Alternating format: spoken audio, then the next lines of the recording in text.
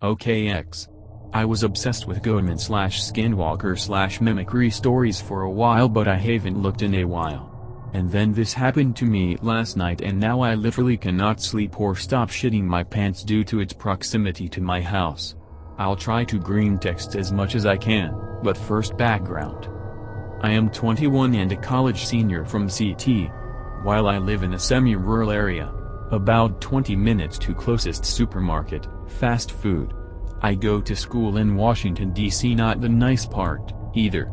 The part where crackheads are a real thing and cops are reassuring rather than troublesome. I've definitely seen some shit in my day. It would be good to mention here that I'm not some glandular freak, but am about 6 feet 1 inch and 240 a lot of muscle, but Lord knows I could drop 15 pounds. I love to smoke pot, get drunk and eat sumi. Being the good student that I am, I picked a real major, accounting, and I interned for a mid-sized PR firm doing accounting bitch work and getting paid $20 an hour. College is expensive as fuck though, so I deliver pizzas at night after the office closes. It's a cheap, drunk food kind of pizza place that has an absurdly large delivery radius and is around 20 minutes from my house, 5 minutes from the beach. My place is north of there and we deliver probably another 15 minutes past my house. I'm actually typing this at work in between examining the fine print on our client contracts to ensure we are charging them every penny we can, cheap bastards. So basically, the further north you go from the pizza place, the more rural it gets. I work until close and this occurs around 9:45 p.m. Be me, in the back, folding pizza boxes like a good little corporate bitch. Counter girl comes back with a delivery slip. She tells me the customer sounded weird on the phone, kind of like he was talking through a fan or through his hands, and that he was almost like gurgling. My DC experience instantly makes me think crackhead, although around here it's way more likely to be some benzo freak or painkiller addict. Automatically assuming some weird interaction will occur. Look at address, see it isn't kind of bumblefuck. I'm a little mad cause I don't wanna drive that far, but fuck it. It's the weirdest ticket I've ever seen. Guy ordered a large pizza with anchovies, ground beef, ham, sausage, pepperoni, etc. Literally $15 worth of extras. I go ask the counter girl if it's right. She says she thinks so. She couldn't really make it out though, so she said she did her best. She's like 16, so I cut her some slack, assumed she was daydreaming and called the number back. Phone rings 5, 10, 20, 30 times. No answer. Hang up, call again. Phone goes right to the number you have dialed, does not have a voicemail box that has been set up yet. Goodbye. Okay.jpg. Manager decides to just make the pizza as ordered and proceed from there. Deliver a pizza to a hilariously obese and blackout drunk couple invited me in for drinks, but I don't drink or smoke when I work. Hope someone else took weird pizza. Surprise no one did, it's my turn. Begrudgingly take the pizza and get in my car. Enter address into phone. It's on a side street adjacent to a park locals call open space, which despite the name is about 500 acres of straight woods. It's about 25 minutes away, basically the edge of our range. Put on some dubstep, judge me, and crank my turbo sub I, judge me more, out to this road. If you're not from a rural area, this can be hard to explain. Winter in the woods is scary. There is never a single sound. Ever. Unless there's something larger than a cat walking around, it's you and dead silence. Finally get to address. There are a few houses on the street, but they sit on probably 5 acres, so they are spaced out a fair amount. Looking for number 1134. I pass a 1130, then a long stretch of nothing, then a 1144. WTF.jpg. I just wanna get this over with and get the next delivery without getting stabbed by some pillhead over a fucking pizza. Call the number. Rings, stops ringing. There's no sound, but instead kind of like a buzzing or a humming. It's hooked up to my car stereo and it's getting louder and louder until I just hang up because I don't want it to ruin my speakers. Windows are fogging up cause at this point I'm pulled over between those two houses. Right when I roll the windows down I am overcome by the odor of decaying trash, like driving through Newark, NJ. Fucking gross, so I put the car in first and I start pulling towards the next house. At the end of the driveway there's a stanchion with a light on top. Gonna pull into this house and knock and ask if maybe they gave the wrong number over the phone. Makes sense for a pillhead. I'm probably 100 feet away when I see someone step out of the darkness into the light at the bottom of the driveway. Good, it's the fucker that ordered.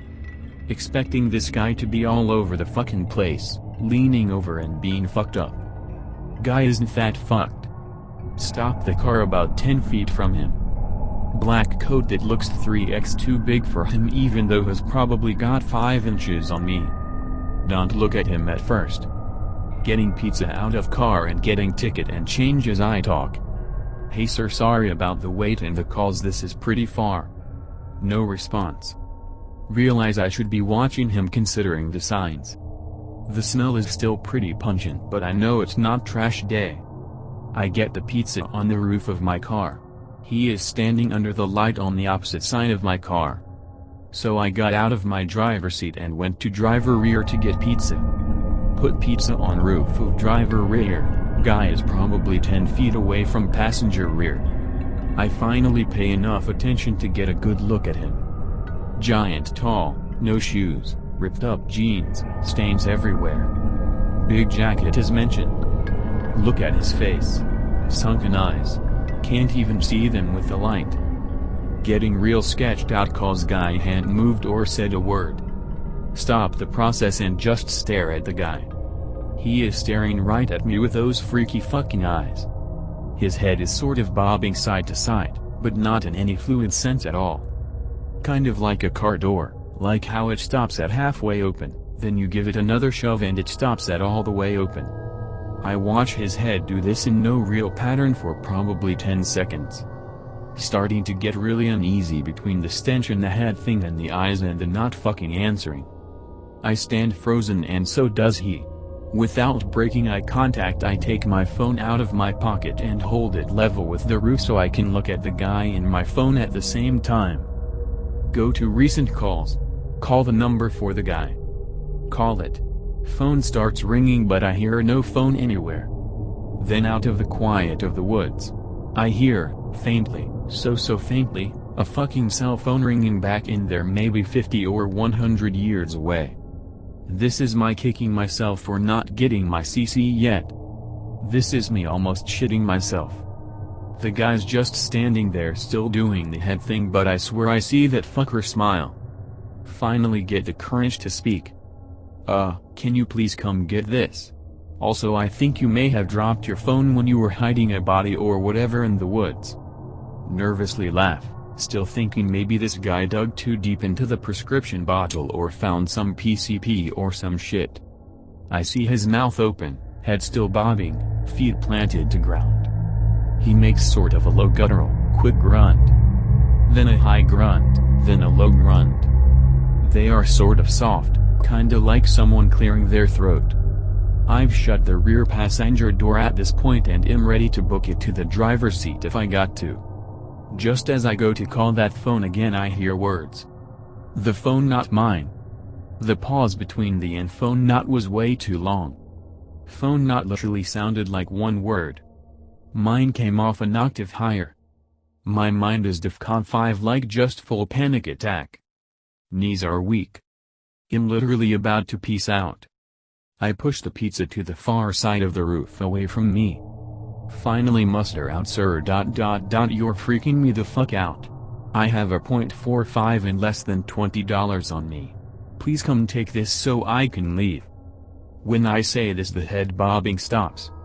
His eyes are dark and burning a hole through my skull. Opens his mouth again. It was his. What? I say, stunned. It was his, the phone was his. The guy comes towards the car. Not a step but like one huge muscle spasm that propels him forward. The phone was his, he repeats. I'm on the verge of tears at this point. Standing next to open driver's side, Pizza is on roof over passenger rear door.